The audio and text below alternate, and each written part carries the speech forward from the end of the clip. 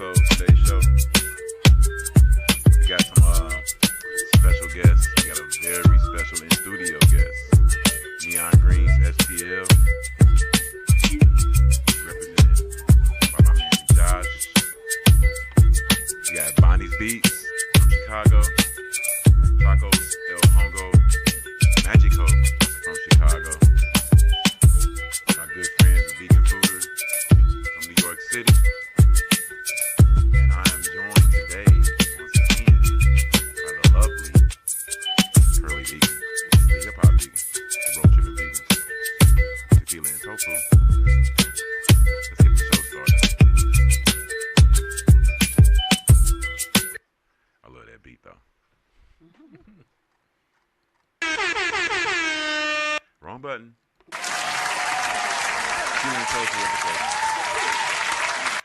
We're gonna have some of our guests are gonna be joining us by video today, and naturally those are our out of town guests. So, but as of right now, here we have in our studio Neon Greens STL. Hello.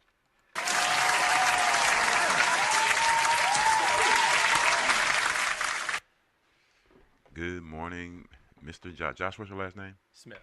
Josh Smith. Mm-hmm. Thank you for showing up this morning. Yeah, thanks for having me. And for anyone who doesn't know, Neon Greens is a all plant-based, all salad. It's a salad. Yeah, salad concept. It's not all vegan, but we have a large amount of vegan options. Oh, okay. Well, I'll let you go ahead and describe the company. Yeah, sure. So Neon Greens, we're part farm, part restaurant. We are farm to table and quick serve form. We're a salad concept similar to the salad concepts you know of in the country, sweet green, chopped, just salad, you name it. But we're a farm too, and we grow all of our own lettuce on site hydroponically. So a lot of the concept is all about freshness in food, radical transparency in food, people knowing more about where their food is coming from and having a connection with that and a connection with the folks who are growing it. So we have our on-site hydroponic facilities. Folks can actually see in from the dining room to our farmers harvesting the lettuce that they're about to eat.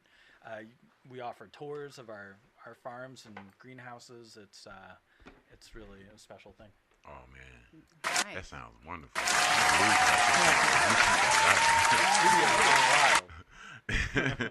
Well, that sounds incredibly interesting as far as being able to see everything that's coming to the table. What exactly is your role within Neon Greens? So I'm the founder. I'm the founder, owner of Neon Greens. It was my idea. I came up with it. I came up with it about 2 years ago, and pretty quickly kind of put a plan together and did the thing, and we opened in March of this year. Congrats. Thanks. So, since opening, now, first of all, are you vegan yourself? I am not vegan. No, I was raised vegetarian. So in the 90s, my parents, at a time when it was not super normal to be doing it, went vegetarian. They just ate one too many McDonald's hamburgers as a convenience, and were like, this is just not the way we want to enjoy food and relate to it and have our children eat. So that's how I grew up. They branched out into being pescatarian after that, but they allowed my brother and I to be omnivorous. So we always have eaten everything, but I eat very plant forward generally, just because when you can, it's one of the best things you can do for many reasons. Now, are you from St. Louis? I am, Okay. yes. I grew up sort of on the border of Ladue and Brentwood, Okay. near the Galleria, and grew up, went to school in Pittsburgh. After school, went to New York, lived there about 11 years, and then just relocated back last year. Went to school in Pittsburgh. Yeah. Go Steelers, yes. Yeah, go Steelers. Yes. He's a Cowboys fan. Gonna ask you okay. that. Yes. Okay, that wraps up everything with Josh. Everything. He's gone.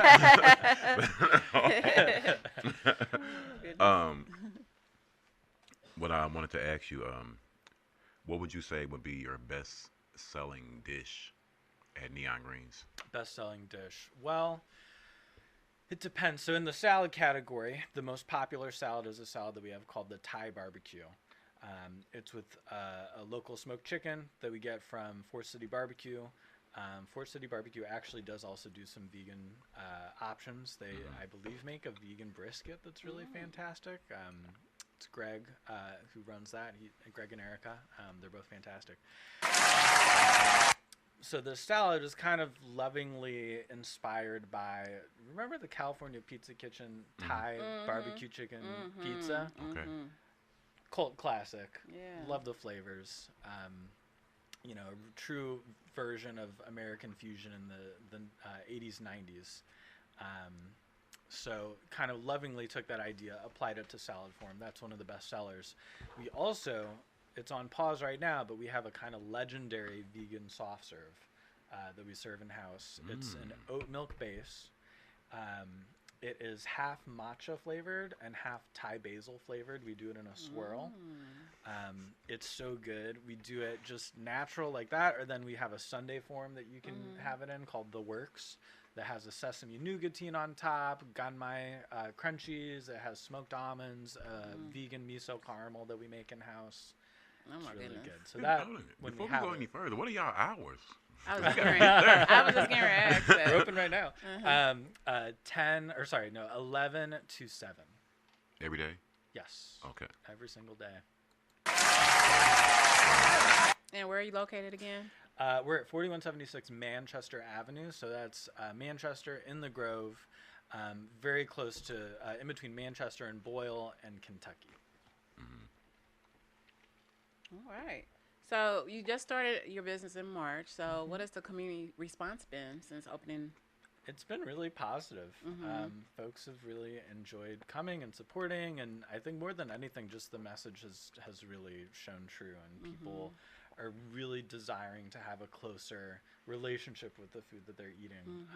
We have a completely open kitchen, so whenever you come in, we are making all of our dressings from scratch. We're prepping all of our veg, and it's right out there in the open. And there's something that's really incredible about that, about seeing all of it. Now, what was the driving force or idea? What is it that made you really want to have people be able to see that? You know what I'm saying? Yeah, so I was inspired by, do you know the story of White Castle, how White Castle got started? So No, I don't. near Kansas City. It's a Kansas Yes. thing. Uh-huh. So believe it or not, we would not have the quick serve, fast food, convenience food industry that we have today if it wasn't for White Castle. Because in the 1920s, Upton Sinclair writes The Jungle, which is a book all about how horrible the butchering trade is, how awful health and sanitation standards are in the meat industry. And that book goes, it's an early example of something going super viral. Everyone reads it, everyone's talking about it, and consumers stop going to greasy spoons. They stop going to diners. They stop going to all of these places where meat is kind of, the main dish. So the people that own this little mom and pop, I think it was like 2 locations, 3 locations, they saw their numbers go down. The son took charge and said, we have to completely rethink the way we're doing everything. So they broke down the wall between the kitchen and where you're ordering your food. So nowadays, when you walk into McDonald's, you look and you see the whole kitchen. Same idea. Let's break down the barrier, allow people to see the food that they're eating and consuming. Paint everything white, make everything stainless steel. So if there was a speck of dirt, that you'd be able to see it. It was embracing radical transparency in food in a way that had never been done before. And we're kind of at a precipice of that moment again. People, again, really want to know what's happening with their food, especially as supply chains have continued to wreak havoc on the food itself, and then also the pricing of the food. We want to know a little bit more about it. So I kind of took the White Castle idea, which I've always been inspired by. I just think it's a great innovation, and thought, how do we take that a step further? and also bring more awareness to the inefficiencies that we have in our centralized agricultural system. So thinking about, 98% of the lettuce that you eat is grown in California and Arizona. That's true. What that does for global emissions, and also thinking of just how the climate is changing so rapidly, we're putting all of our eggs in a basket that really takes the humanity out of food itself. We're growing it all in one location for the rest of the country. Thinking about, the White Castle example, which is inspiring, but also just how do we decentralize the food system generally to have a better relationship with it? Man, I mean, that's Now, you very mentioned right. that you grow your lettuce. You mentioned that you grow your lettuce in-house. How long does it take for it to harvest? 6 weeks. Oh. Yeah, 6 weeks. So we have it in the germination stage, in the nursery, as we call it, for about 3 weeks. They grow from a little tiny seed to about yay high. And then past that stage, it grows on the wall exponentially. So from that size at 3 weeks, another 3 weeks yields a mizuna, which is in the salad right here, that's about a foot or more tall. What about cabbage or any other vegetables? Are you growing just lettuce or what? So we just do lettuce, and it's for a few reasons. One, it's the quickest turnaround. It's the fastest growing crop. Secondly, as a salad restaurant, part of my inspiration for starting this restaurant was in New York, I would go to all of these chains. Their lettuce tasted horrible, right? So there had to be, if you're going to have a salad concept, the foundation has to be so strong. So we focus on the lettuce for that reason. And then also, when we source vegetables, even if they're not hyper local, they still come from other parts of the country, from Virginia, Pennsylvania, from Iowa, you name it. All of the lettuce comes from one location. So it's the highest impact we can have to decentralize the food supply by just growing the lettuce. Now, do you have any seasonal options? Because I know for me, I tend to eat less salads during cold winter months than I do in the summer months. Do you see a decline in sales, or is it just pretty much steady throughout all the months? You are very similar to everyone else. Okay. Yes. Yeah, so I mean, we have soup on the menu, 2 warm soups, which are Okay. really great. Both are vegan. But in January, we're actually introducing a whole new product that will be warm. So it'll have some greens in it, but it'll be a whole different idea. I'm not able to talk about exactly what it is yet, just because we haven't released it. But it'll be an exciting new addition to the menu, especially for those who, can't really stand to look at a cold meal on a cold day. Now, different types of lettuce, I'm assuming, that you guys are growing? Or what so we grow a mizuna, which is a Japanese mustard green.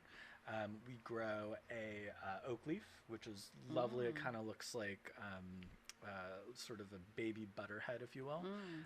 And then a sweet crisp, which is really frilly and curly and light and fluffy.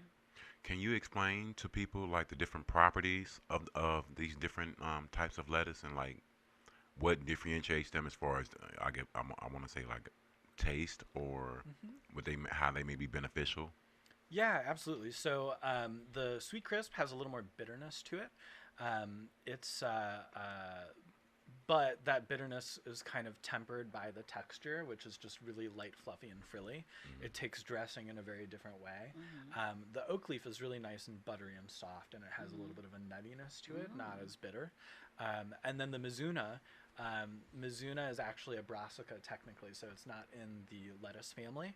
It's in the same family as kale and broccoli and those sorts of vegetables. But it actually grows a lot faster than the lettuce. And the mizuna has a really nice sort of peppery quality to it. It's almost similar to arugula, but not as bitter. I feel like a lot of people have negative opinions on arugula just because I love arugula. Yes. Good. I love it too. Yeah, me too. Can be a little divisive, but those are the 3 that we grow in-house. Now, are customers able to see the process of the lettuce growing as well? Absolutely, yeah. Nice. So we give tours on Monday, Wednesday, and Saturday. If you pop by at 1 o'clock, knock on our farm door, we'll give a little peek into the farms, a little talk with one of our farmers, and then we also offer classes. So we do DIY hydroponics 101. Sign me up. Yeah. Yes, I love growing vegetables. Me too. Yes. And that's how I started. It's really, Yeah. I kind of I started with a little desktop kit, just a little hydroponic thing, and then went down a rabbit hole. And it's just so rewarding growing something of your own. It is. Now tell us about the salad you brought today. Yeah, so we brought the Umami Crunch, which is kind of our headliner vegan salad. I love kimchi. Kimchi is one of my favorite things in the world. I make kimchi myself, a big fermentation nerd, and so I wanted to do a salad that really celebrated kimchi and not in a very traditional way. So we chose to do a radish kimchi. It's a daikon radish kimchi. On top, we also have an edamame hummus, carrot jicama slaw, wild rice, garlicky cucumbers, roasted broccoli, and then a marinated tofu that's marinated in tamari and sweet chili sauce, finished with a gochujang vinaigrette and vegan furikake on top. Looks delicious. Now I have a question. That this question has been bandied about for years, and since we have the founder of neongreensstl, which is a salad-based restaurant, does dressing go on the salad or on the side? Oh, I mean, in my opinion, it's whatever you want. For me, it goes on the salad. When we do all of our takeout orders, it of course goes on the side because we don't want to deliver a soggy salad. But it's personal preference. I don't know if I'd for years people have said he's supposed to go on the side and you're just supposed to dip the. Oh, really? I've never heard that. So that's how it started, right? Like that back when we're thinking about like the original salads of the world, like back in Roman days, like that's how people would enjoy a salad, is they would dip a leaf, right, and then eat it. That's kind of the origin, is all of these greens were cultivated to sort of have longer stems and be eaten in that way. But you know, Seems like it would be called a salad dip instead of a dressing. Yeah, that's true. Yes. Salad dip. I'm really passionate about eating salads, but I can never enjoy a salad without a good dressing. So what do you feel like your best selling dressing is? They are all so good, and we make every single dressing from scratch. It's our own recipes in-house. The How many vinaigrette. do you offer? Sorry? How many do you offer? I'm sorry. Oh, no, you're good. We have 12 dressings. So each salad has its own dressing. Okay. Yeah. You can't swap out like. Oh, you can change whatever dressing you want. Yeah. So we have, really adventurous different ones. Like this gochujang vinaigrette is like tangy, spicy, sweet. We have a peanut vinaigrette, which is one of our most popular ones. That sounds really delicious. good. I'm laughing. I'm sorry. No, you're good. We had a guest on the show earlier. Shout out legendary Bruce. He's a comedian from Minneapolis, and he put a question on like, who puts dressing on the side? Yes, I was wondering the same thing. Any the Romans did. Any cashew-based dressings? We don't have any cashew-based Just dressings. because of allergies, or just haven't ventured off into that? Haven't ventured off into that. Okay. We usually, when I'm designing a salad, it is all, you start with a story first. Like, what is the idea behind this thing? It's not like, let's throw some chickpeas and some blah, blah, blah. You really have to figure out what is the story that you're telling. So it all starts with that idea. Once you know the story that you're telling, you can kind of work backwards with what makes sense flavor-wise, gastroanthropologically, like what, all that stuff. Yeah. Now, on your menu at the restaurant, how many different salads do you offer? And do you offer like a make your own, or? Yeah, so we have 9 signature greens on the menu, and those are our fixed, stalwart sort of fan favorites. We have 3 seasonals that we do, 2 of which we design in-house, and then the third of which is a collab with a local restaurateur or a local purveyor, something like that. This season, we partner with Quitran of Nudo House and Miley to do the Nudo Crunch, which is really good.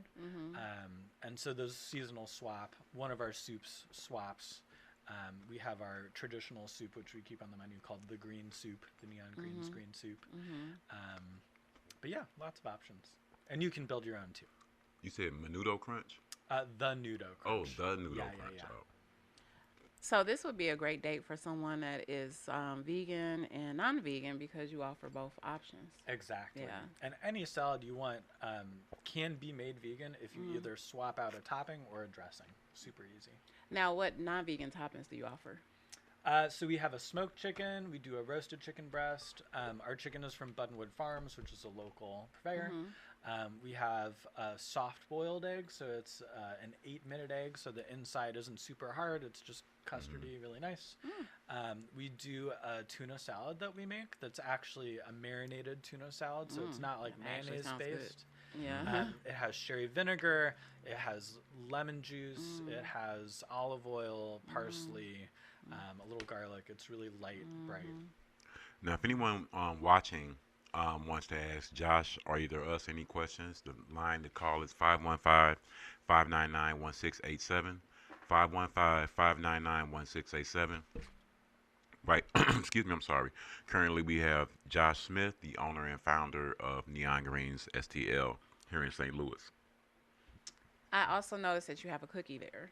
So is do. that made in-house as well? It is, yeah. So we actually have a holiday special they're doing right now. We have a very good cookie collection that we've done. So on a whim about 3 months ago, I was like, we should have a cookie. Like, we have the soft serve, like, let's have a cookie. So we developed a cookie called the Very Good Cookie, jokingly. And then we came up with a second version. So this is a very good peanut butter cookie, and this is actually vegan and gluten-free. And then we have a third cookie, which is also vegan. It is not gluten-free, that we just came up with, that is a chocolate, rosemary, and juniper infused cookie. So it's very, like, holiday feeling, lots of sort of, like, pine notes to it. Yeah. And so we have the Very Good Cookie collection, which is 2 cookies of each of those, so 6 cookies total, in a gift box with really cool packaging that we're selling for $20. It's a great stocking stuffer, gift for someone in the office. Yeah. And 10% of the proceeds go to St. Louis Crisis Nursery. Oh, that's nice. Yeah. Very nice. I just had a question, but I just lost my train of thought. Sorry. Real quick, I'm sorry, I gotta do something real quick here. Like, excuse me, like I was telling you before, we are partnering up with the Picky Vegan on a raffle, and he's chiming in right now on Instagram Live because he's about to open his restaurant, and we had to get him in to go ahead and make this let the people know this public service announcement about this raffle. Chef CJ, can you hear me?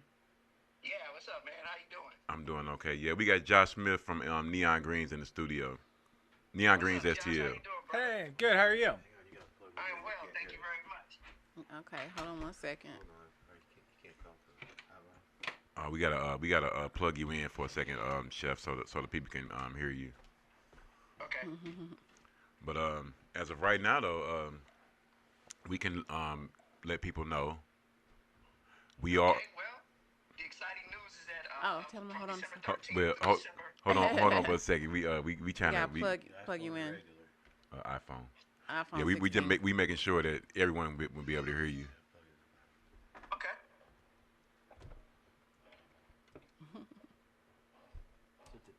New iPhone? Yeah, it's a 16. It's the Oh, the Type USB. C. I mean USC. Yeah.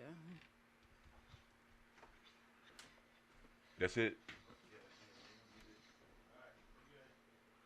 Oh, okay. Okay, go ahead, Chef CJ. Thanks a lot. Once again, everyone, this is Chef CJ from the Picky Vegan. He's tapping in with us on Instagram this morning before he's opening up the restaurant, so he can let us know about what's going on with the raffle. Go ahead, Chef. Hey, good morning, everybody. Welcome to the podcast. Want everybody to know about our exciting raffle that we got going on from December 13th all the way to December 31st.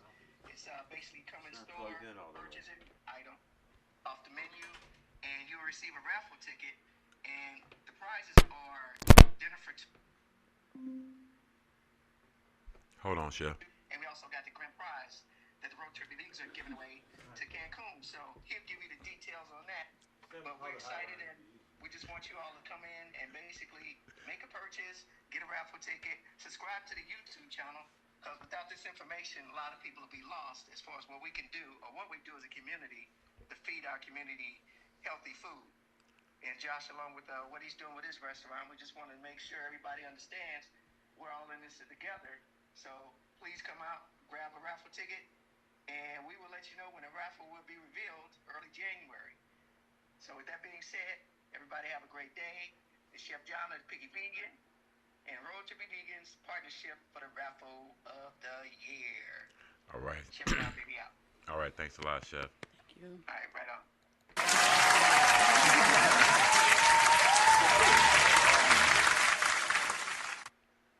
Having some technical difficulties. All right. So back to Josh. That's the question I was gonna ask. Do you offer delivery? Yeah. Okay, so Yeah. like DoorDash and. DoorDash, Grubhub, Uber Eats, all those. Oh, okay, good, Yeah. good. Okay, yeah, that's the question I was gonna ask. Before starting the business, you're in a brick and mortar. You just dove right into doing a brick and mortar, or did you do any catering or anything on the side? You just went full force. Full force into it, yeah. So Okay. we actually had the farms operating for about 6 months before we opened, and we did an immense amount of R&D. So we Okay. grew about 60 different varietals of lettuce to kind of land on the perfect mix that we were going to grow. At that time, we sold wholesale to restaurants and did a little bit of retail too, just to because we had a bunch of product, might as well Yeah. sell it. And yeah, went straight into it after that. And before that, I wasn't even in food and hospitality. I had a totally different career. Oh, well, tell us about that if you don't mind sharing. Yeah, sure. So I was trained as a set designer. Started in theater and then moved into film and television. So in New York, I worked for Broadway designers and then transitioned into film and TV and worked on designed a bunch of TV shows. Oh, how exciting! What made you switch over to being a restaurant owner? That's Very complete. exciting. That's two totally different worlds. I kind of lost my mind in a good way.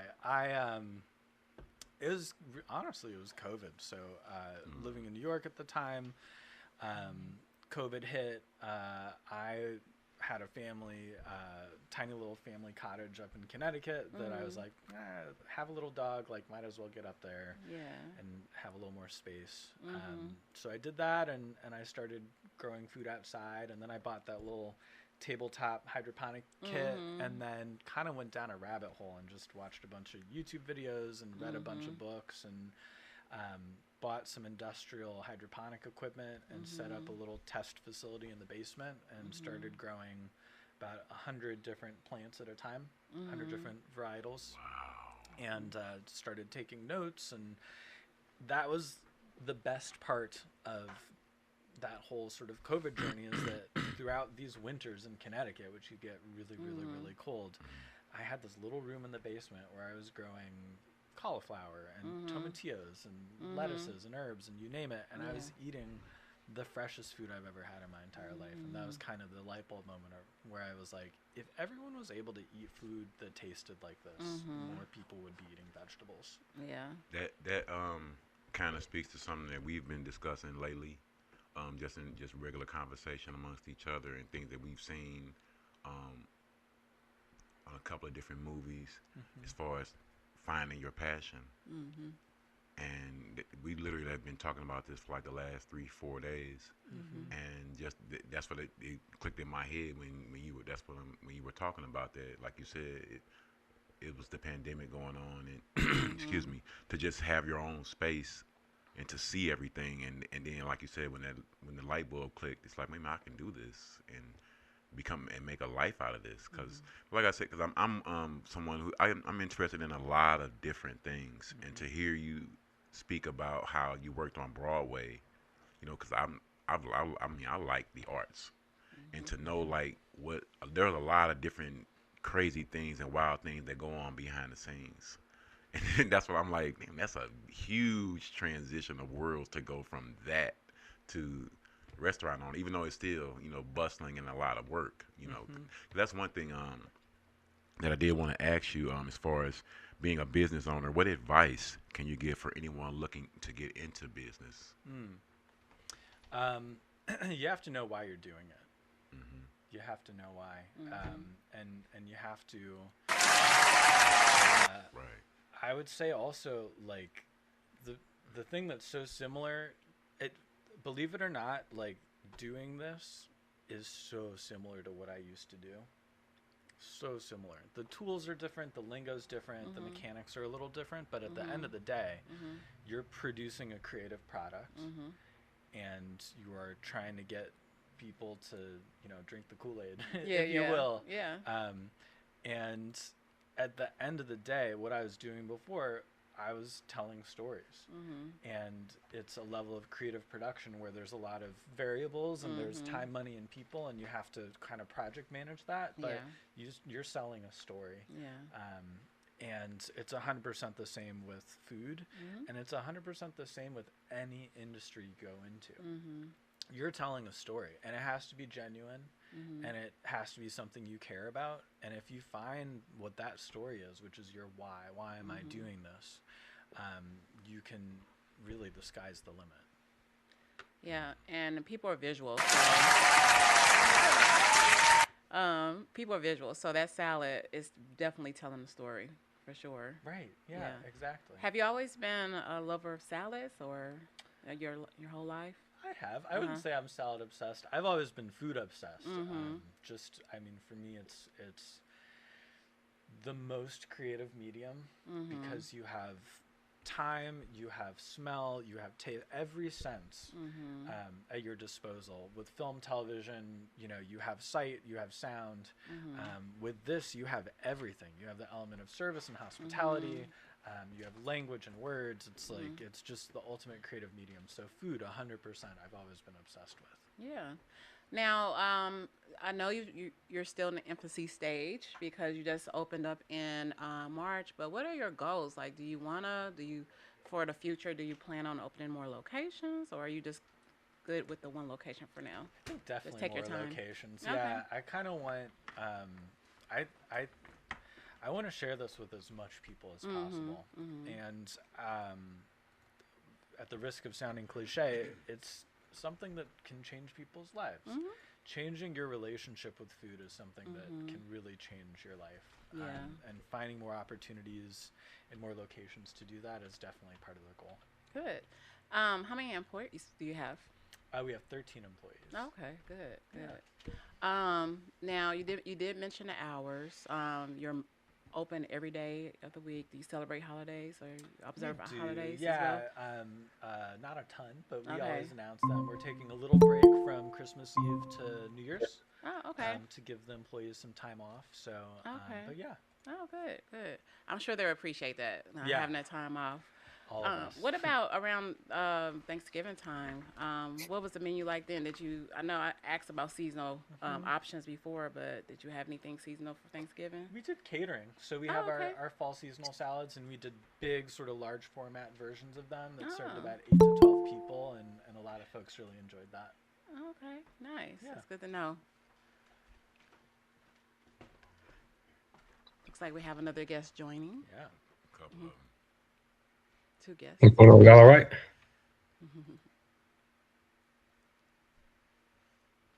Start talking. Yeah, what's going on? Y'all good? Yeah, I'm sorry. My bad.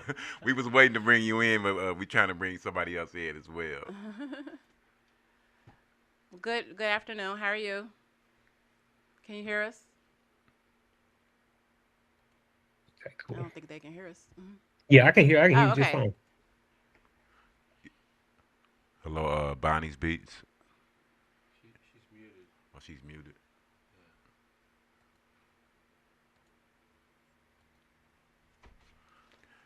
Hello, how are you? Oh, okay. Good there morning. she is. All right, thank you. Good afternoon. I guess Excuse I me, should say. Mr. Smith. But we got a couple of our guests who just chimed in. We have Bonnie's Beets from Chicago. Good morning. Hello? Good morning. Is she muted again? Hello? Can you hear I'm us? muted. Oh. I'm muted. I'm here. Your name? Ariel Bannister. Ariel Bannister from Bonnie's Beets. How you doing? I'm Damon, the hip hop vegan from the Road Tripping Vegans, and we Nice have to meet you.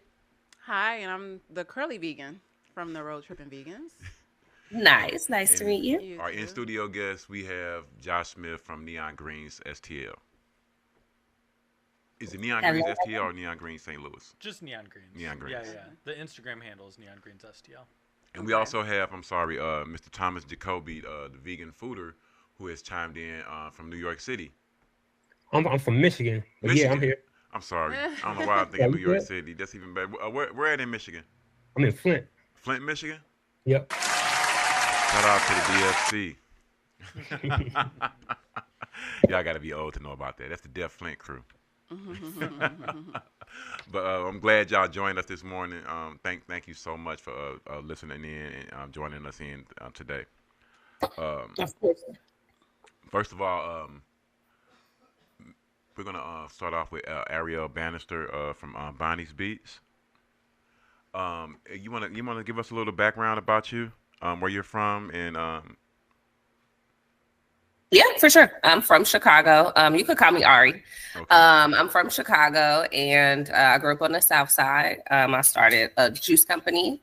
It's a beet-based juice company, so all of our juices have beets in them.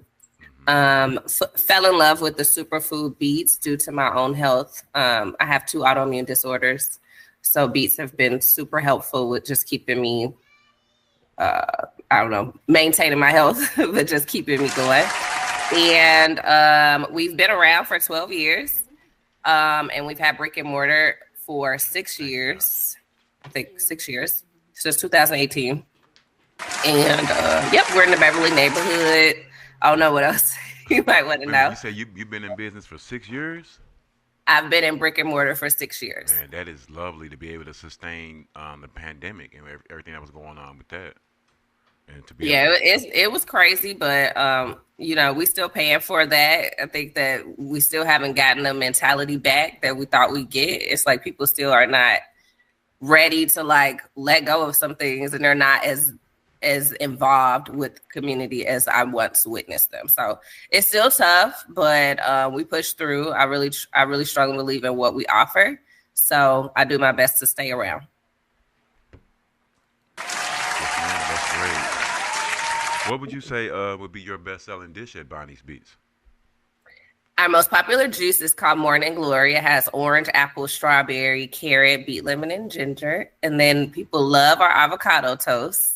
And it has radishes on there and tomatoes and spring mix, jalapenos, and onions with a little drizzle of balsamic vinaigrette. So that's a favorite. And then our most popular smoothie is the blueberry beet, which is beets with blueberries, mango, apple, and almond milk that we make on our own. Oh, that sounds delicious. Thank you. Yeah, they do. That sounds very, very delicious. I wish I could give you samples, but we aren't together. Now, you said you have 2 autoimmune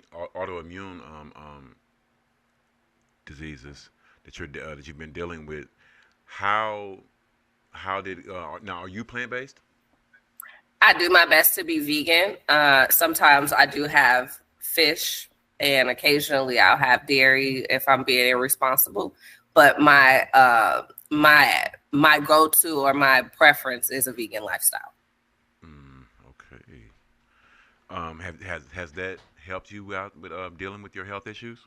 It's helped me a ton. In fact, when I'm not living a vegan lifestyle, I pay for it.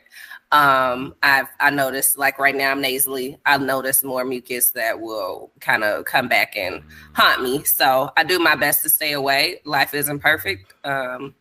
When it comes to sweets, I find myself being tricked all the time. So desserts and sweets are one of the things that hold me back. But other than that, I really do believe in a vegan lifestyle. But it's helped me a ton. I used to wake up like every day more defeated, like having joint pains, chronically having inflammation in my gut, nausea, vomiting, things of that nature. And that doesn't exist for me as much as it did before. Now, there are seasons where it could flare up, but overall, I'm much, much better. I haven't had those things. I have not been like hospitalized or anything like that since being more plant-based and more vegan. I'm going to switch over to Mr. Thomas Jacoby for a second. The veganfooder on Instagram. Yes, sir. How you doing this morning? I'm good, bro. How y'all doing? Oh man, We're doing you're great. doing great. I'm glad we finally get a chance to meet and have a conversation. Not so much in person, but No, you got bro. as You right. personal as we possibly can be. Yeah. But once again, I've already told people your government name. And you said you're from Flint, Michigan. Yeah. How long have you been vegan? So I don't remember the exact time frame, but it was probably like 2019. I know a lot of 2019. people ask me that, but I don't have like no specific pinpoint date on it, like some people do. Mm-hmm. It was August 1st of 2000. I don't know. You know what I mean? It was just going through some stuff, and that's what happened, and I stuck with it. Oh, now were you having any kind of health issues? Oh, boy, I was over 300 pounds. I had all Oh, kind of health wow. issues. Oh man, that's great to hear. Because me myself personally, I've been someone who was fairly big, but never I wasn't that big. Can you go into detail about what led you to go on this journey? So what honestly what led it to me was my I was with my man's one day, and he works in the studio, he's a producer, and he had ordered lunch one day, and it was he ordered something vegan, and we was all kind of sitting around like, bro, what is you doing? You know what I mean? Like we can order something else. We don't have to get that. And we ended up trying his food, and it was like, oh, this is okay. You know what I mean? And then it was like a group effort. We just started doing it together. And then once I really dug the research and started figuring out, oh, this is actually the better lifestyle for me, it was a no-brainer after that. And then, you know, sayings like you are what you eat, I started taking that to heart, because I realized that I was eating dead animals and stuff like that. Like, I don't need to eat no death. You know what I mean? So Right. that's really how that started, and that's how it got going, and that's how it's going to stay. That's good to hear. How old are you? I'm 38. 38 years old. Yep. Now, have you lived in Flint all your life? Have you moved around or? No, I've moved around a lot. I work in the entertainment industry, and I've been here for like the past 2 years. I was born here. I went to school in Florida. I moved around a couple other places. I was in Atlanta for the 10 years before I was here in Flint, and then I'm going back to Atlanta on the first of the year. So You going all back? over the place. You going back to Atlanta to visit or? No, I'm going back to Atlanta to stay, at least for a couple years. Okay. Oh man, you gonna have a great time. As you see, I just had a great time. Well, what vegan spots would you recommend in the Flint area? So in the Flint area, we only have one, and it's called Sweet Pieces inside the Flint Farmer Market. But other than that, Detroit, there's one in Holly, which is about 40 minutes away. Jack and Diane's Juice Box, it's all raw. They have amazing food. And then going after that, you go down to Detroit. There is, I don't know, maybe 10 or so completely vegan restaurants. Might be a couple more, a couple less.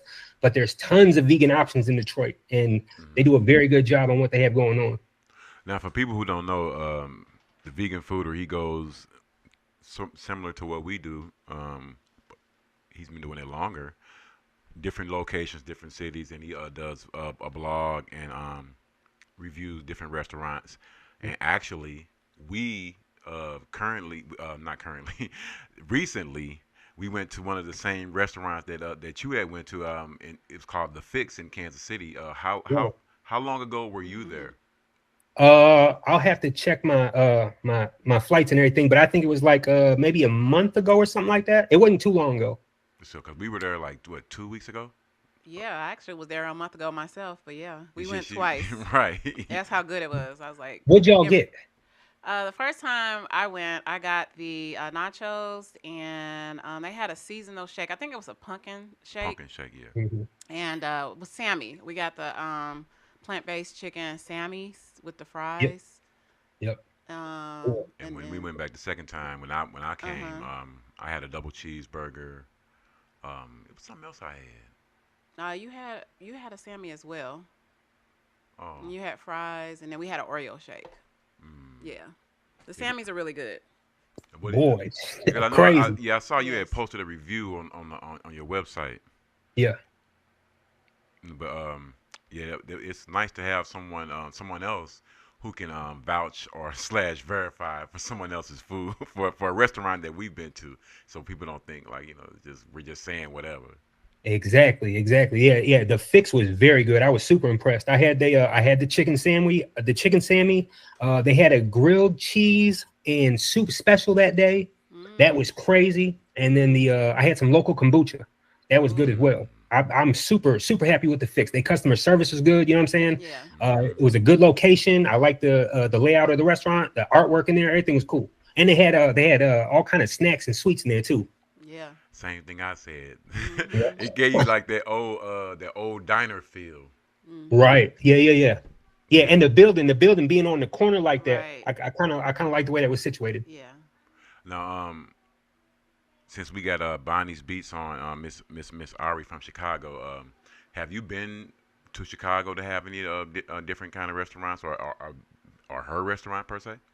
Boy, look, I go to Chicago like every 2 or 3 weeks, right? Because I can take the Amtrak in, and I just take the train once I get there. Unless I have to be there early or specific for something, then I'll drive. But I don't feel like driving 4 hours each way every time. You know what I'm saying? But I go to Chicago all the time. I just recently, after you had told me who was going to be on here, I went and I checked out Bonnie's Beats, and I see they on the south side or whatever. And if I have an opportunity while I'm there this weekend, I'm gonna stop by. You know what I mean? And then she's talking about her specials and all that other stuff. The first one she said, the sandwich that she said, and a smoothie, I'll grab all 3 of those if they're available. You know, if the time frame works out and all that, for sure. Yeah, that avocado toast. Yep, boy. Yeah. You got any questions for Ari? Well, I have. Yeah, I do. So you did you mention how long you've been vegan? I'm sorry. No, she's not vegan. Oh, that's right. You're not vegan. Yeah, you most of the time, and then sometimes you eat fish.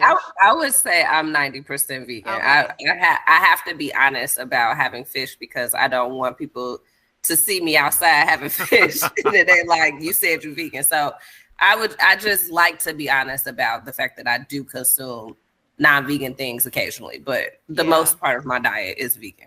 I actually do that as well. I have crab legs once a year.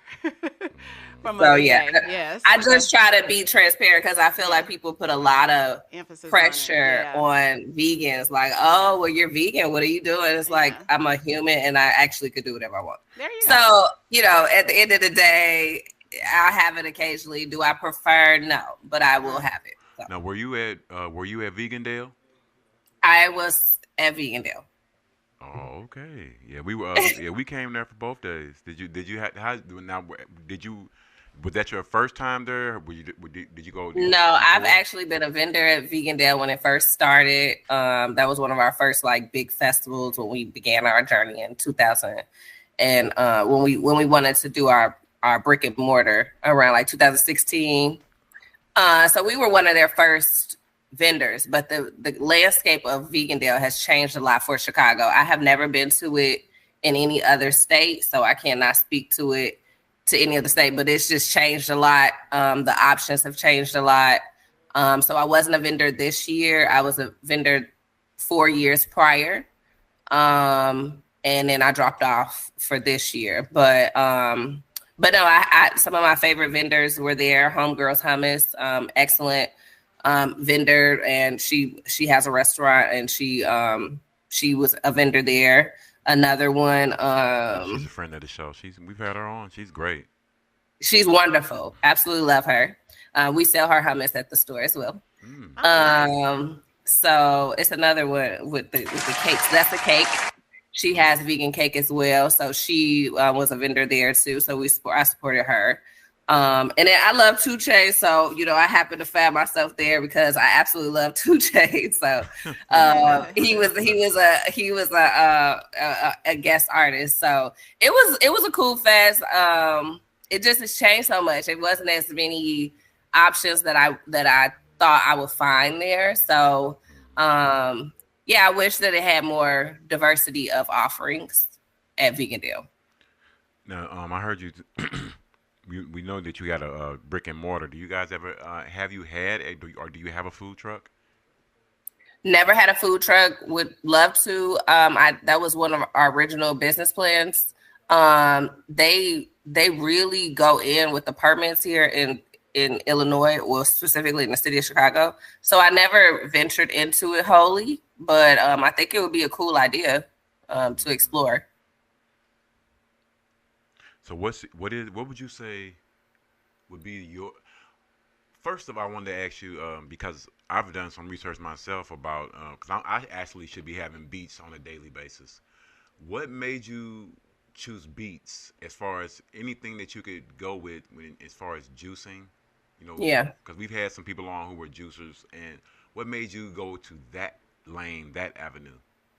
So beets are a superfood that supports our liver function. And so our liver is like our body's engine. So it really is an important mechanism within our body.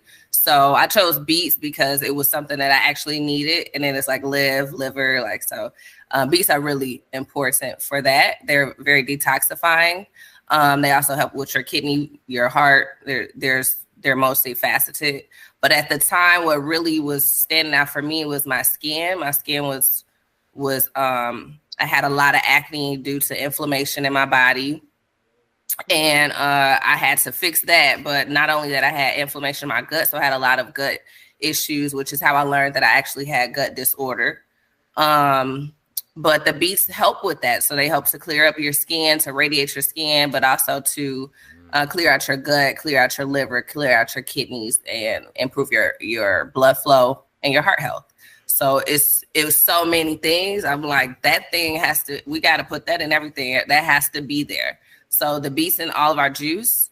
And I know that it's an unpopular thing. So I feel like we're trying to like bridge that gap between people that maybe would never have beets otherwise. They can have it in a juice form.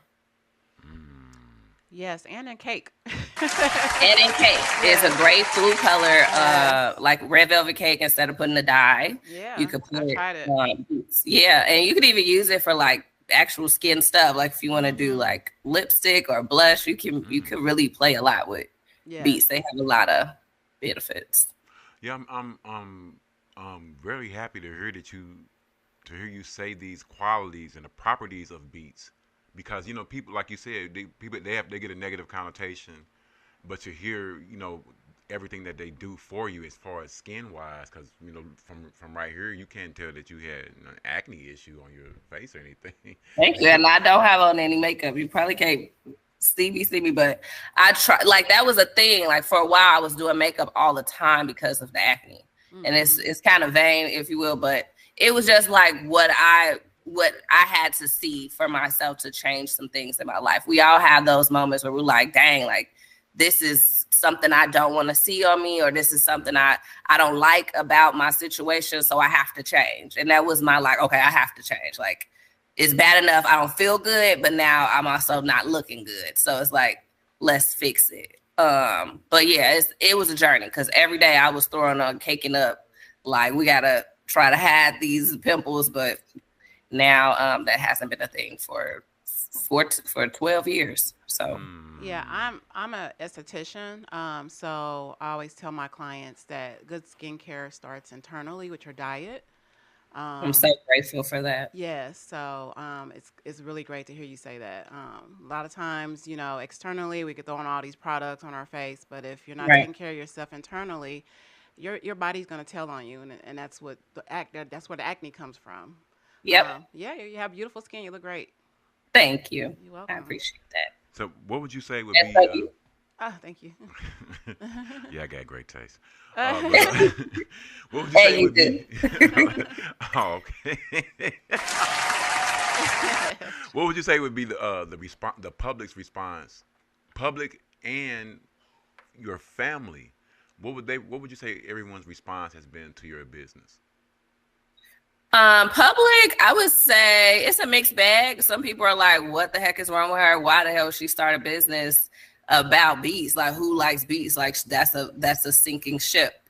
Other people are like, wow, she brave to have a product that is not that popular, and we're learning how to love and embrace this superfood that we wouldn't have had otherwise. So I've been saying this beet believer stuff, but I've made beet believers out of a lot of people, where people are like, dang, I didn't know it could taste like this, or I didn't know I could integrate it in a smoothie. I didn't know I could put it in a salad. I didn't know certain features of beets. So I think that it's been a mixed bag, but my family, I feel they're very proud of me. I feel that they're happy to see kind of some of the things that they grew up telling me about kind of come into full circle. So Yeah. I'm glad to hear that. But I want to ask our good friend, the vegan fooder, since we're talking about superfoods and things that can really affect your health in a positive way. With you on your plant-based journey, sir, what would you say would be your favorite dish or slash vegetable to eat? Oh God. My favorite. I don't even know what my favorite is. Hold on before you go then. Yeah. My lovely assistant, she loves nachos. She loves nachos, and but it's like she grades nachos from different places.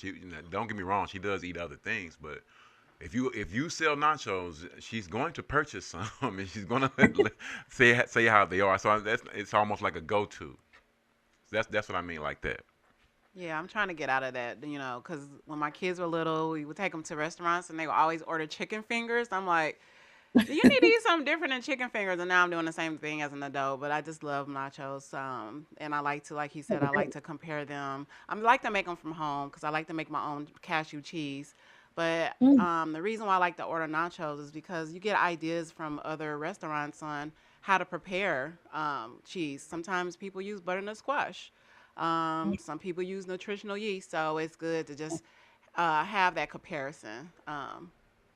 So I guess that's probably why he asked that question as far as what is your favorite thing to order? What's your go-to? Because like us, he goes to a lot of different restaurants. Yeah. So I'd probably say sandwiches and burgers. You know what I'm saying? Sandwiches and burgers. That's probably what I go to. Like if I see a BLT or something on the menu, I'm probably gonna try that. You know what I mean? Like in Kansas City, I saw a lot of chicken sandwiches, and I tried most of them that I could find because the very first thing I had there's a dude who is down in Florida. I don't know where he's at right now. I think he's in Denver or something like that. But he had a food truck in Florida, and he came up to Atlanta, and he was doing vegan chicken sandwiches. And I went and I found him. I tried it out, and that was my very first chicken sandwich where I was like, yo, like this ain't chicken, but this is crazy. You know what I mean? So that kind of put me on the train where I'm like, okay, I don't have to go back and get a McChicken, or I don't have to go to the store and get a chicken patty. You know what I'm saying? There's a vegan option out there that is crazy. And yeah, probably burgers and sandwiches. But while we talking about beets real quick, I actually went over to Canada and I found beet burger patties, and I have them in the freezer right now. I haven't tried them yet. I don't know what to do with them because I'm thinking if I just put that on some bread, it's gonna be real. I don't know. You know what I'm saying? But if I can figure out what to do with them, I'm gonna try them things. Was this in Windsor? Where was I? No. I go over to Sarnia. I've been to Windsor before. It's cool, but Sarnia has a lot more options for me, and they have an amazing restaurant called Greens over in Sarnia. Spell the name of that city again. Sarnia. I thought that's what you were saying. Yeah, it's right across the river or whatever it is from Port Huron, Michigan. A few years ago, I actually drove from Detroit to Toronto. Yeah, there you go. Yep. And I almost ran out of gas in the middle of the night, but that's another story. Shout out to Ron Williams, that's my guy. But part of the reason that I was asking you that, because like I said, you go to a lot of different spots like we do, and to just thinking about going somewhere and having because like us, you see all these different menus, and just being somewhere like, damn, that really stood out in my mind, and that's what I'm saying, like as well, like. Have you had can you think of a moment like that where you were somewhere like, damn, I ain't seen this nowhere before, I want to try that, and then when you try it, it's like it lived up to everything that you thought, you know what I'm saying, or expected? Yeah, I have, but the problem for me is it's happened so many times. I've done over 100 strictly vegan restaurants now. So the problem is that it's happened more than on several occasions, probably 30 times that's happened to me, you know what I'm saying? So keeping track, like I said, Kansas City was one. Tree Hugger and the Fix, and we went to both Gigi's of those. Cafe, crazy. Tree Hugger was nice. Yeah, it wasn't the first. We went twice. The first sandwich I had was just okay, but when I went back, it was a lot better. What about yeah? St. So Louis? it's happened several times. I've had it happen in Chicago at Spear Elephant. I've had it happen in Atlanta at La Semilla. Planta always happens, whether I'm in Florida, Atlanta, Chicago, whatever. Planta's crazy. LA's got a couple places that knock me off my feet. Oh, what is it called? Vita. No. What's it called? Maciel's Butcher Shop. And there's a Pure Vita in Hollywood. I think it's in Hollywood. Just all over the place. It's crazy restaurants. You know what I'm saying? What about St. Louis? Have you been? I have not been to St. Louis yet. Like I said, when I was in come. KC, I was thinking about coming up there, but I looked and it was like 7 hours drive or something like that. Oh, I was no, like, it's only a 3.5 hour drive. Oh, well, whatever it was too far for me to drive that day. It's the same as driving from Flint to Chicago. Man, yeah, right. Okay. Yeah. Now, what is I definitely got to make my way up there for sure. What is your opinion on Beyond Meat and Impossible Burgers? So, I don't have an issue with it. The thing that I take into consideration is everything should be ate in moderation. You know what I'm saying? Too much of anything is going to be a bad thing. Yeah. So Great I'm not knocking nobody for what they eat or how they do. You know what I'm saying? There's a crazy burger in Chicago at Elephant and Vine, and you can either order a bean burger or Impossible Burger, you know what I mean? Or Beyond, whichever one it is, I don't know. But either way, they're both good, you know what I'm saying? Yeah. But I'm not going to sit there and eat it all day, every day. Right. I mean, there's different options, but yeah, I'm cool with whatever. Yeah, because you have some plant-based eaters that are very strict, and so that's why I asked that question. I do the same. I try to do it in moderation. Now, to answer, Ari had a question. She asked, have we ever been to Bloom in Chicago?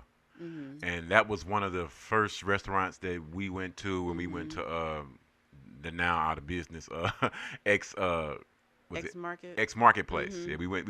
We actually got something from each one of those restaurants. That was in February of this year. Great experience. Yeah, it was a really nice experience. Right. What did we get from Bloom? Can you remember? I have no clue, but it got 4.5 plants out of 5. I do remember that. Yes. I didn't even realize that Bloom was a Michelin star restaurant. I didn't even realize that.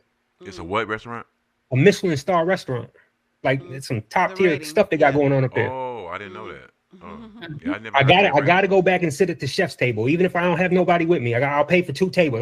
You know what I'm saying? I gotta go have that experience. Now, Ari, do you like the food at Bloom? I absolutely love the food at Bloom. That's why I asked. It's a great experience. They make their own wines, and they just I don't care if you're plant-based or not. It's just a great experience. So I would recommend going to their actual restaurant and just feeling like just having that experience. I love it. I've been there a few times. I'm actually thinking about going today now that y'all done got me hungry. Talking about all these places. I'm like, have you been to St. Louis? I have been to St. Louis, and I don't even remember where I went. My best friend is from there.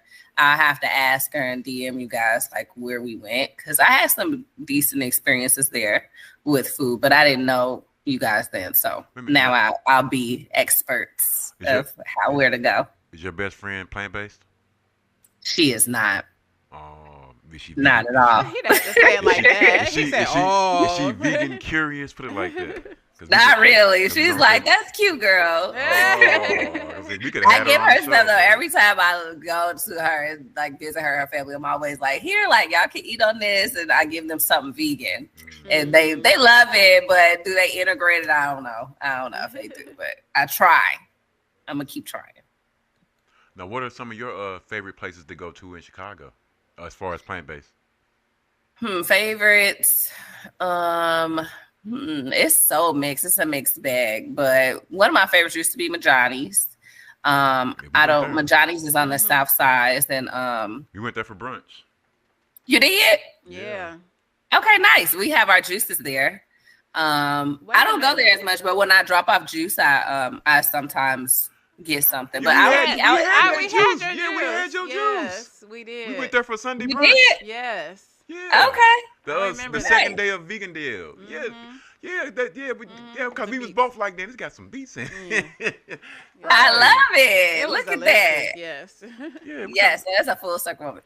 Majani's. I like what's the name of the place? It's like all their aesthetics is all green. I cannot think of the name of that place, but obviously I love Bloom. I can't think of the name of that place. It's downtown. It's across from Pops. It's by. I can't think of it. I have to get back to you on that. It's all good. We coming back to Chicago anyway. Yes, I'll have a list for y'all. It's some really dope vegan restaurants. I haven't been to Kill My Name yet, but I have had it delivered, and it was good. But I always think the experience at this place is better, so I want to actually go to their restaurant. Yeah, we've been there. The food was good delivered, but I do like to experience the experience. So, we got a smoothie from there. Yeah, because we tried. We made sure that we got something from everyone that was in X Marketplace, Bloom, Chicago Not Dogs, Kill My Name. Was one other restaurant, and our final guest of the day, tacoselhongomagico. Whenever they join in. The Penelope's is good too. They're downtown. They're another taco place. And I think they're all vegan. I'm almost sure. Yeah. I've had a few things from them. They're good. But I'm gonna try them out. The people that you have coming on, Taco El Hongo. Hey, I just learned how to say it correctly today. Okay, well, I'm going by there. I actually just started following them. I was like, okay, I'm gonna stop by there because I love tacos. So they have a very great menu, great service as well. I don't know where they're located at right now since that place got closed down. But we're gonna be finding out soon today. Mr. Jacoby, have you had any of these restaurants that we've been to in Chicago? As far as which I haven't been to the El Hongo, I haven't been there. But as far as every place else y'all talking about, I think I've been there so far. Man, I've been to Chicago like this year alone like 15 times maybe. Oh, man. Yeah. You know what I mean? And I'll stay for 2 or 3 times at a day. Boy, I run through that city. Boy, I love Chicago. Chicago has amazing vegan food. They do. Yeah. Yes. Yeah. They do. Lots of It's a place in New York though that y'all have to try. I'm not sure if y'all have been there. Let me look this. They're absolutely insanely incredible, and I would get on a plane if I could afford it and go there today if I could. Oh. It's called the Willow Vegan Bistro. The Willow Vegan Bistro. Willow Vegan Bistro. Oh my goodness. Oh, so both of y'all have been there. Oh yeah, I've been there for sure. Okay, Yeah. So oh my God. I just couldn't even believe it. I was like, what? I mean, it was just so good. It was so good. I was just about to say, if y'all don't know, we got a 5-plant rating scale, but I'm thinking I'm gonna already know what the answer to this question gonna be. But what would you rate 10 out that? of 5. She said 10 out of 5. That's good. Would you say the same? You got the same experience? Yeah. Willow crazy. Okay. It's insane. It don't make no sense. What part of New York? They're all in Manhattan Chelsea, or right off. What's the other one? I don't know all the boroughs. I don't and even stuff, know but why I was. Look, they all like this. In New York, they like this. Most of them. You can just walk. Oh, they or got take the more than train, one whatever. location? Huh? I didn't know they had more than one location. No, it just shows one on the website. Oh, they're gonna got one location. She's on It's the website on now. 8th Avenue Okay. in New York. Mm-hmm. Any standout dish? Ooh, what did I have there? It was so good. I got a few things. I actually picked out because I just was visiting and I was like, whatever. The mac and cheese I got, the truffle mac and cheese was pretty good. Mm-hmm. But it was, what did I get? I'm looking on their site now because I got the lamb burger. That's what I got. What? That's what I got. I got the lamb burger. Okay. Explain that. It was such a beautiful experience. Man, when I just thought about it, I was like, whoa. It was so good because it was actually like, I believe it was a mushroom or something. So I'm not strict on veganism in terms of like, condemning people for doing, the Beyond and all that. Mm-hmm. But you could tell that it wasn't that. Yeah. And that was special to me because it was like tender. They had it literally. They had all the different notes in there. Like the feta was good. It might have been like Follow Your Heart feta. I like the brand Follow Your I Heart do too. cheese.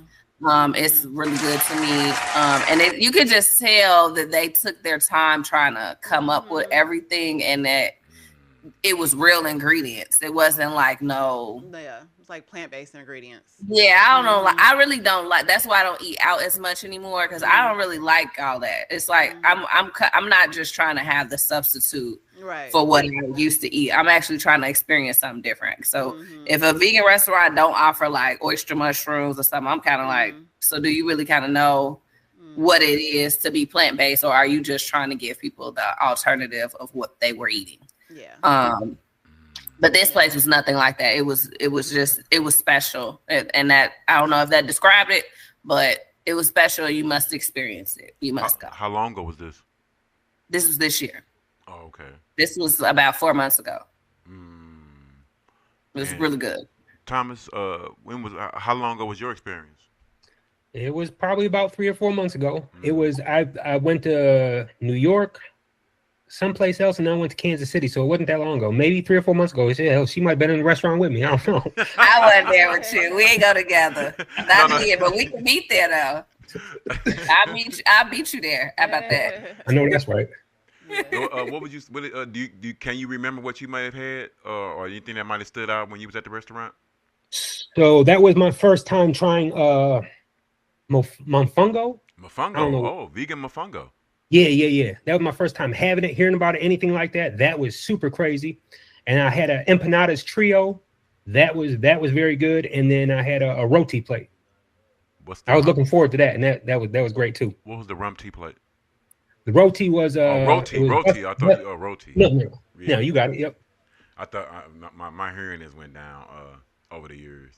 What was in these empanadas? Because I like empanadas as well, as long as they're not too filling. Right. So it was an empanada trio. I think it was chicken, beef, and maybe some kind of curry vegetable or something. I'm not sure, but they were all amazing. I'd definitely get that trio again. You know if they got a food truck or anything? I don't think they have a food truck. Okay. No. They don't. Yeah, great ambiance on our website. So Ari, what do you feel like makes your business stand apart from other businesses? I would say the fact that we dare to integrate beets and everything. But we also have a community aspect to what we do. Every month we do a free event.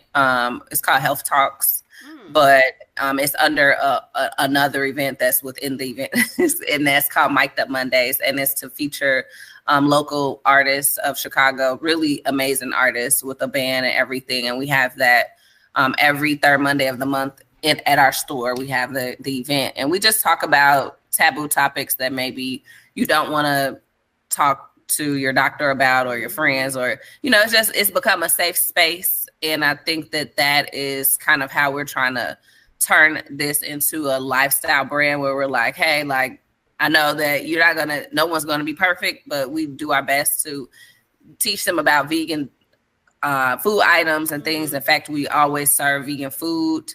And then we also do what I call conscious cocktails, where we put our juice with some adult upgrades for those who drink. Because at the end of the day, do I think we should be drinking? No. But do I drink? Yes. And will other people drink? Yes. So if you're going to do it, then I say do it the best way you can. And that's where we specialize in, and try to kind of meet people where they are. We're not trying to like hover over your life, but we are trying to say like, hey, there are some things you could do better. And hopefully those small habits turn into big life changes. That sounds so interesting, enlightening. Any positive word that I could even think of, just to want to just to even want to sit and do that. Like you said, you're talking about health issues, dealing with physical health, mental health. Everything about it just sounds so good. Then, like you say, serving food during, to keep people engaged. Even when you said about the adult enhancements to the drinks, that actually leads me to I wanted to let some people know, because I've had some people ask me like, why you guys haven't done anything with the tequila lately?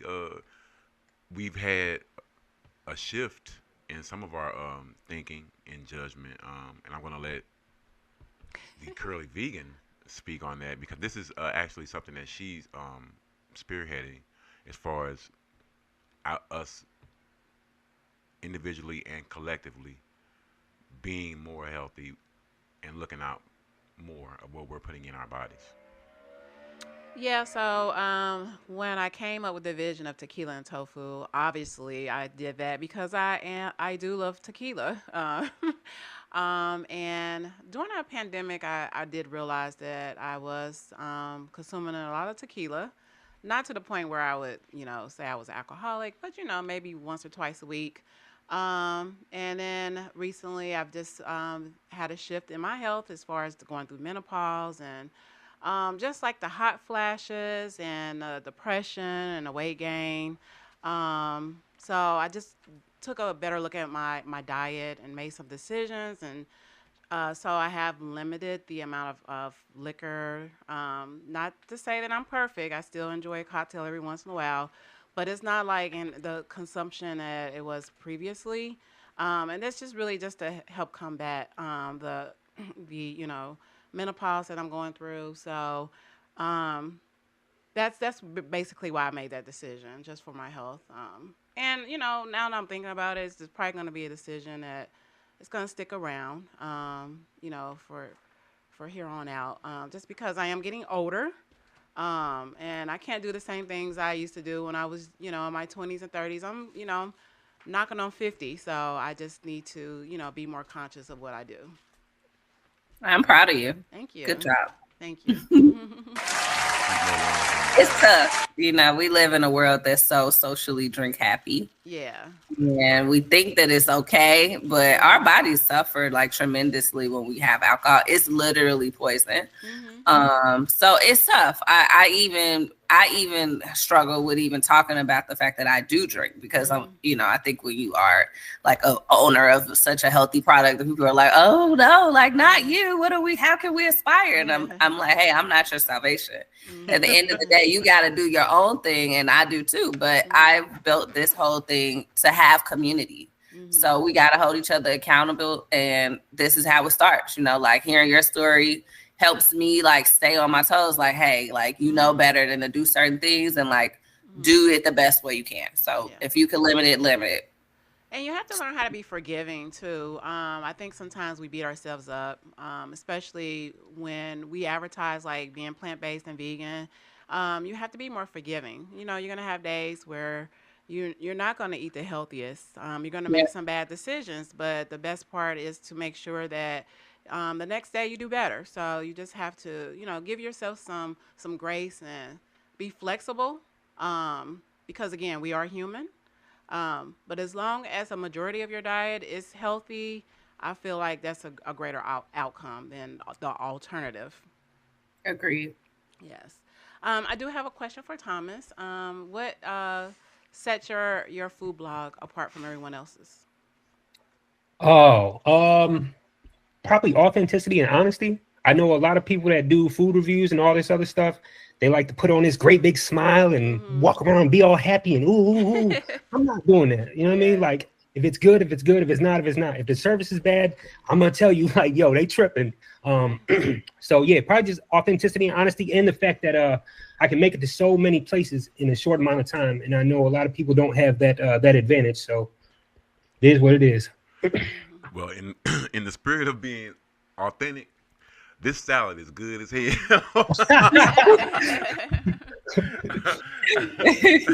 You can. Yeah, I don't know if you guys can see it, but I'm gonna try to hold. It look good. I'm so hungry. I'm so sad. I'm like, why we can't be eating together? Yeah, I know, right? We're not gonna eat in front of you. He just wanted to taste it. But we had to that's taste that definitely salad. a 5 out of 5 plants for sure. That salad was sitting up here calling me like, you don't taste me. You see me sitting over here. It's delicious. That salad is great. They have a lot of different taste flavors. They're not fully vegan. The restaurant's not fully vegan, but they have a lot of vegan options. And he did say that you can order a salad, just veganize it. But they offer like chicken and I think he said tuna. on their salads, but definitely 5 out of 5 plants. Yeah, they got Nice. about Yes. Called 18 neon greens. flavors. So when Yeah. you both come back to, well, Thomas, when you come to St. Louis, yes, that's definitely something I would recommend you try. Neon greens. Yep. What was the spot called? Neon green. Neon. Oh, okay, that was do that. Okay, bet. All right, bet. Yeah.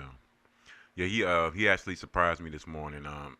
Due to the fact that as you two can attest, always sending out these different invites. I had almost forgotten that he's going to be here this morning, but thankfully he showed up and maintained our level of professionalism.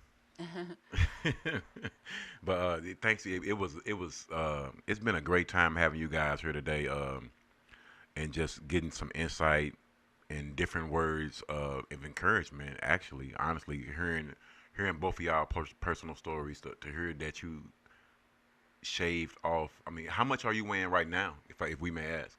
No, so right now I'm probably like 170 or something like that. Wow. I went down to like 145, and I was like, "Ooh, this is a little bit too small for me." Yeah, 145 is small.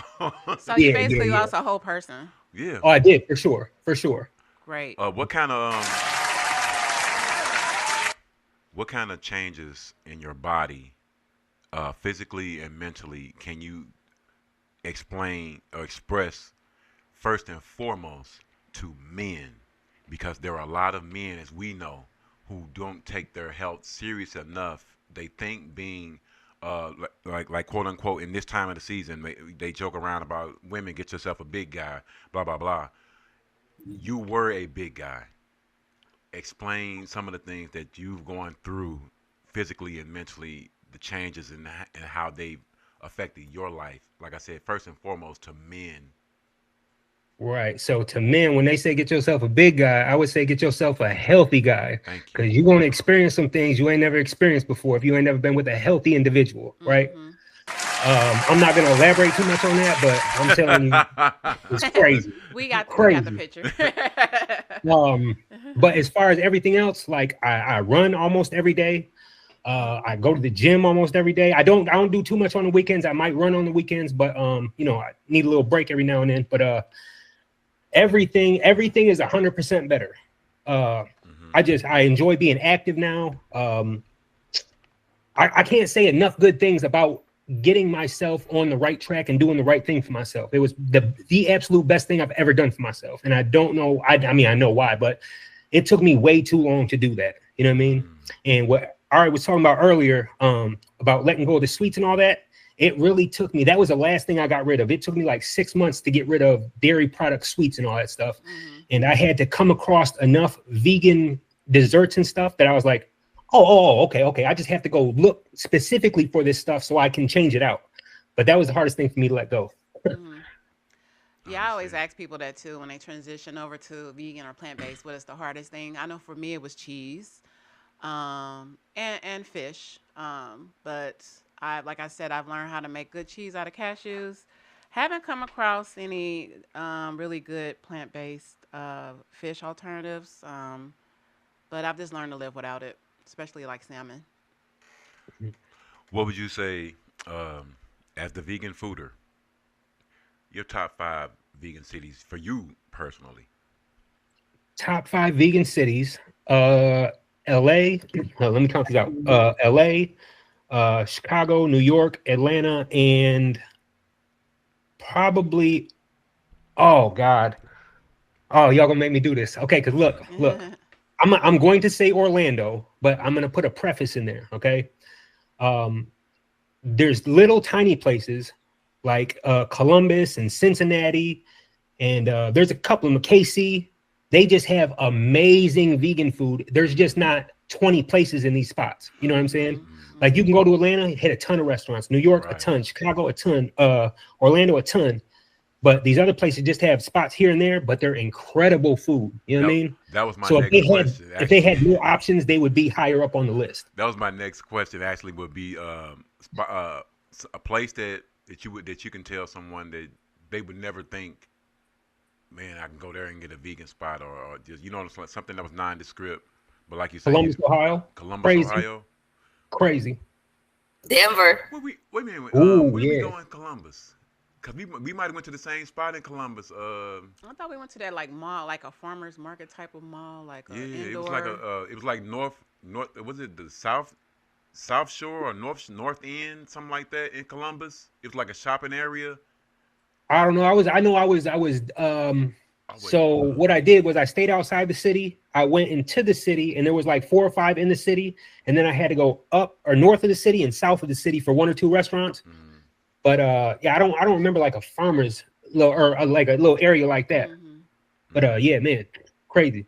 Cleveland too. Oh, okay. Nice. Yeah, I agree with Chicago. I would love to move there just because of all the vegan food options. It's just the weather is it's pretty much the same where we're at. We're trying to get to warmer climates. But yeah, I definitely agree with Chicago. Yeah. Same with you, Ari. In Chicago or anywhere else for that matter. Your favorite places to eat in Chicago and your favorite places to eat in the country. Ooh, I haven't experienced that much where I will remember out the country, but I would say in New York, definitely the place we discovered, Willow, what is it? Willow Bistro, Yeah. Willow Vegan Bistro. Mm-hmm. Bloom here. It's another spot actually in New York that's called. Absolutely love them. I actually love New York, so that's the moral of the story. I love New York.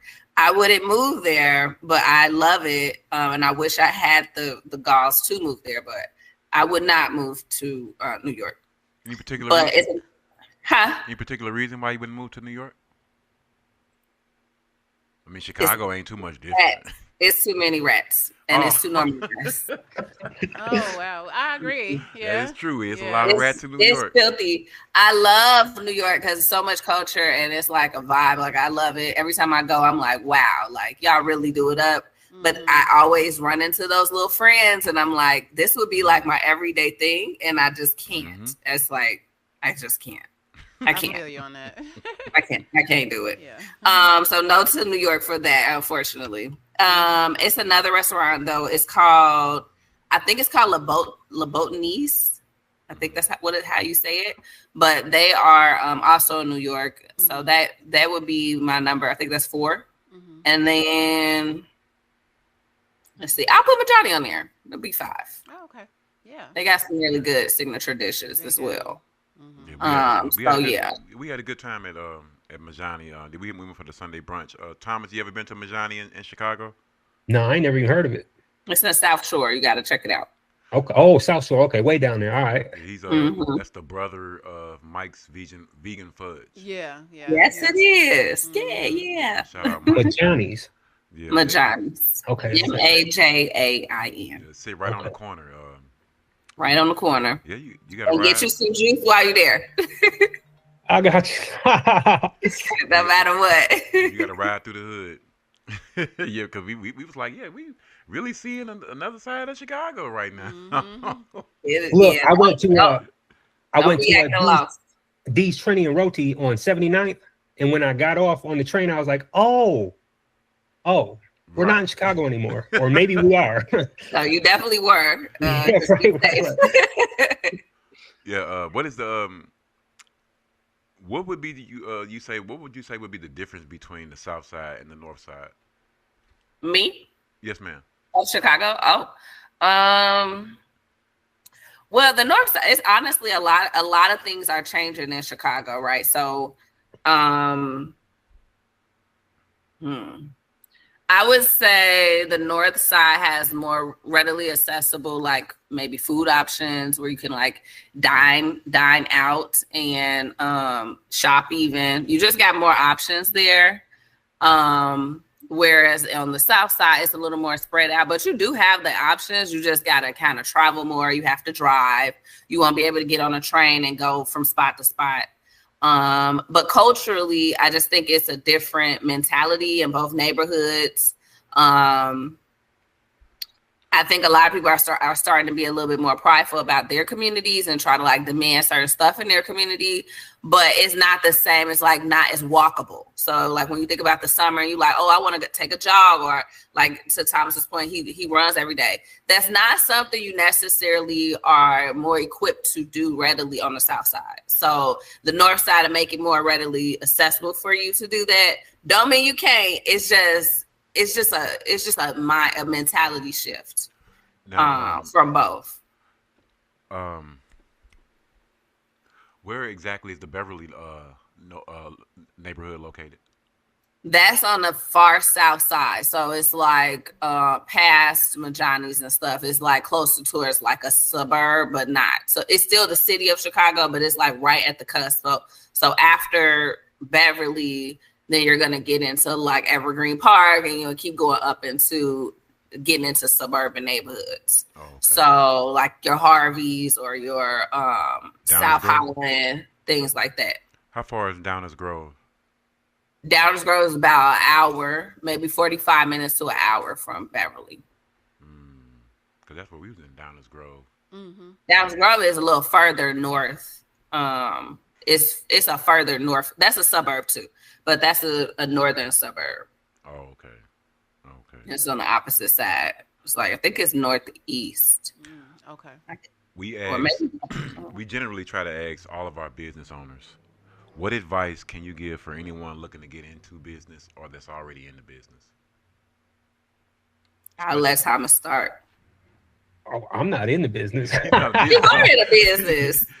You definitely are. You go out and you inspire people to go try other restaurants. You're a business. I don't know. Just find something that you want to do and do it wholeheartedly. I'm not sure about all that. Well, for brick and mortar, I'll say be sure about the neighborhood that you want to serve, and don't seek validation from nothing but whomever you believe in. If I believe in God, but you need to seek your validation with anything outside of the community in that way, because that's not going to be the only thing that's going to keep you grounded and like focused on doing what you have to do. You could serve the community and you could want them to kind of like roll with you, but your people are going to find you. Everything is going to kind of come into fruition as you just do the work that you're supposed to do. When you're doing what you're supposed to do, I believe things fall into place. Doesn't mean you are exempt from work. Like you still have to put in that work. You have to. It's a lot of work. And I would say even like right now, just having a brick and mortar, it's a lot of work. Like before, when I was just like traveling, doing farmers markets, it was more lucrative. It was easier. I could kind of have more of a flexible schedule. But now it's like we're open at established times, and I'm responsible to be there or have someone there at those times at all times. Mm-hmm. So you just have to be sure if that's the route you want to take, or if you like to take a more traveled approach. But you just need to be sure about how you would like your lifestyle to fit what you do. And then I would just say to expect to be challenged in all levels of your personhood. So like you're going to explore so much about yourself. Like you're going to learn everything about yourself. All your flaws are going to show themselves. Whoever your real people are or are not, they're going to show themselves. If you really can do it, it's going to show itself. It's just like, it's not this, it's a beautiful thing when you're getting through it, but it's not just, I don't like when people just only inspire people to like do entrepreneurship, because that it's not built for everybody. Everybody cannot do entrepreneurship. And it's just a different level of vulnerability that you have to be ready for. And I wish that I had those conversations outside of the financial aspects, which is a whole nother piece. But I wish I could have the mental support going into this of like, hey, are you sure you're ready to be fully out there? Because when you're an entrepreneur, you're out there. You everything about you, even like me, like having anxiety, like, hey, I eat fish sometimes, like, you're out there. You're now this figure of like unbeknownst to you, where people are looking into you and what you do far more vigorously than it would be if you were in a workspace. Yeah. So you have to just know if that's something you wanna look into. It's kind of controlled in a workspace where, yeah, your coworker's gonna look you up and stuff, but for the most part, 9 times out of 10, everybody's going home and that's it. But when you're an entrepreneur, it's never off. It's on, and that's like everybody says that, but it's so true. It's never off. It's just never off. Like, you're just never off. So I don't know. Yeah, you're under a microscope. Yeah, I'm hearing a lot actually in just what you said in the last minute and a half, and I'm thankful that you're saying a lot of the things that you are saying. Being a business owner, being a young black woman, being a woman, period, in business, it's hard. It's very hard for anyone. What I wanted to ask you is how is Ari? How is Ari different in 2025 versus 2018? Ooh, well, she's a lot more vulnerable, but then she probably have her guards up a little bit, because as you become vulnerable, you also learn a lot about people. So it's hard to learn some truths about people, but I'm a lot more vulnerable as a person. I'm also more open. I think that I originally kind of was closed, like, no, it has to be like this. It needs to be like totally like perfect in this way. And now I'm open to like failing. I'm open to like stuff's not going to look the way I want it to look all the time. And I've kind of let go of some of my controlling, like kind of like pieces of my personality, because I'm like learning that, first of all, I believe that it'll all work out at the end of the day. That's one. But then 2, I can't control everything. So I guess when you're in control, because I came from corporate background, I came from a government institute, and that's kind of very fixed, controlled. I guess I thought that's how I could do as an entrepreneur. And I'm learning like, oh no. And so that has shifted a whole lot, probably especially in the last 4 years, like with the pandemic and stuff. Like that was just like, yep, out of our control. Nothing's in control. You got to just roll with these punches and figure out how you're going to re-equip yourself for the next thing. And not get too caught up in what you did before, because that don't even matter. Whatever you did before, that's cool, but you got to keep going. Right. Well, yeah. You got to keep going. That's so true. Same thing to you, for you, Thomas. How much have you changed, or what do you see different in you now than versus when you first started this journey? Even whether it be just personal or even with just being a blogger, how much have you changed from when you first started blogging up until now? It's probably almost like a complete 360. 360. It's almost like a 180, right? Going around, and I'm used to traveling, right? But I'm not used to dealing with people when I travel. I'm used to doing what I'm doing with these people, and that's what we're doing, and we're out. So now that I have to go around and I have to interact with so many different people that I'm unaware of, I don't know who they are, how they act, and I have to learn these things. I learned a lot about myself in the process. You know what I mean? Like how I interact with people, how I should be interacting with people, things I can do better. Even from the health aspect, like I can go to different places and I'll learn different things from different people. Like even Ari's talking about the beets. She said some stuff about beets that I was unaware of. You know what I'm saying? This is all part of the process that I'm talking about. And I just think everything's a complete 180. You know what I mean? The more I travel, the more people I meet, the more I learn, the more knowledge I have, the better I can do, the more I can help people. You know what I'm saying? I'm learning a lot of the same exact things. From what I'm hearing from both of you guys, like I said, I'm seeing it within myself.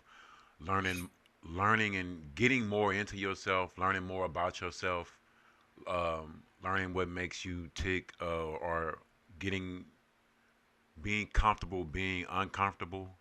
Like you said, I'm sort of like you. I'm an introvert. I'm used to going somewhere, according to currently checking out a game.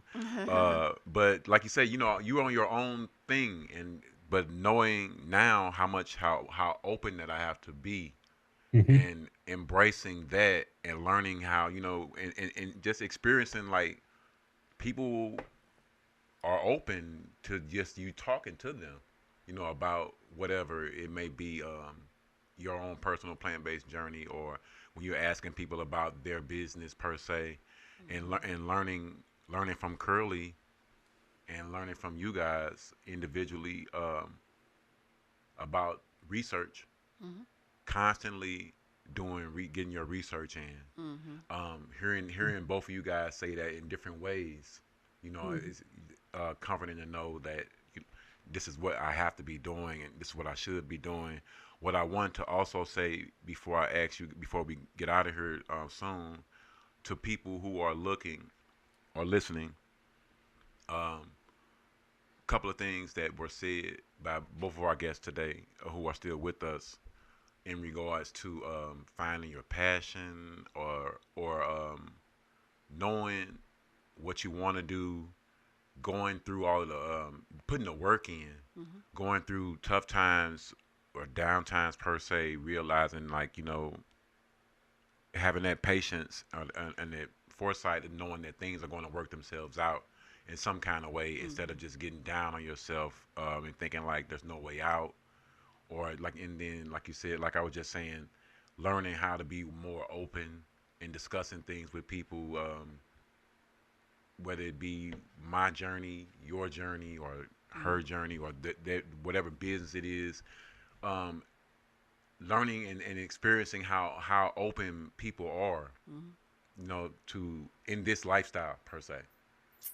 Um, it's just been very uplifting hearing that, and more validation for us on what we're on the journey that we're on, meeting more people like yourselves, and anyone else for that matter. Remember, anyone who's looking or listening, anyone is invited to be a guest here on Tequila and Tofu, the plant-based podcast, to share your personal journey, your plant-based journey, um, whether it be a business or a blog like my man Thomas here. But we're all about trying to spread the word about becoming plant-based, or being plant-based, and the joy that we are experiencing, um, collectively amongst each other and individually. Like you said, there's nothing like, knowing that you're putting the healthiest that you can put in your body. And it may not seem major to some people, but it really is. Like, Mm-hmm. like Curly has said on many occasions, you want to pay for it now, you want to pay for it later. You want to pay for it on a hospital bed, or you want to pay for it at the grocery store. And I'd rather pay for it at the grocery store Mm-hmm. myself. Exactly. Once again, I want to thank you guys so much for coming by today. Before we get out of here, Thomas, you want to let people know where they can find you at? Yeah, you can find me everywhere at veganfooder. And the website is theveganfeed.com or thomasjacoby.com. They both redirect to the same place. Yeah, vegan fooder. And Ari? Yes, absolutely. You can find me and our shop at Banis Beets, BANIS BEETS, on all platforms, Instagram, Facebook, all the stuff, all the things. And once again, before we get out of here, um, we're gonna make sure we can get the Curly Vegan to let us know where to find her at. All right. You can Yeah. find me at Curly Vegan on Instagram. That's Curly with a K. You can also find us on Instagram, the Road Tripping Vegans. Also on Instagram, Red, Black, and Vegan. And also on YouTube, the Road Tripping Vegans. And our website, redblackandvegan.com. And before we get out of here, we want to let once again we want to we want to once again let everybody know that I hit the wrong button. We want to let everybody know about our raffle that we are partnering up with the Picky Vegan. We are offering the grand prize, which is an all-inclusive 6 days, 5 nights at Dreams Tulum Resort and Family Spa in Cancun. Tulum is a little off the beaten path, but it's still the hotel zone and everything. But you would have to pay resort fees and taxes on the room, and naturally you have to get your own airfare. But other than that, all inclusive, 5-star luxury. Wouldn't have you stay anywhere that I wouldn't stay. So once again, we want to thank all of our guests today. Josh Smith from Neon Green St. Louis, Thomas Jacoby, veganfooder, Ari, I don't have her last name, from Bannister. Say that again. Bannister. She said that earlier. From Bonnie's Beets. She's a beet believer. That's a wonderful shirt, by the way. We need to get that shirt. Yes. Yeah, beet believer. Thank you. Beet Okay, I'm believer. gonna go for That's a it. great shirt. Nice That's earrings, great, too. Yeah, Yes. it is. Thank you. We had a great show today, episode 9, plant-based connections. Be joining us again December 28th when we do our year-end wrap-up show. We have a couple special guests, and we're gonna show some footage from all of this year. And that's it for today. Thanks Thank you, again for everyone. our lovely guests. Y'all have Thank a you for great having us. Sunday. Happy Sunday later. Bye.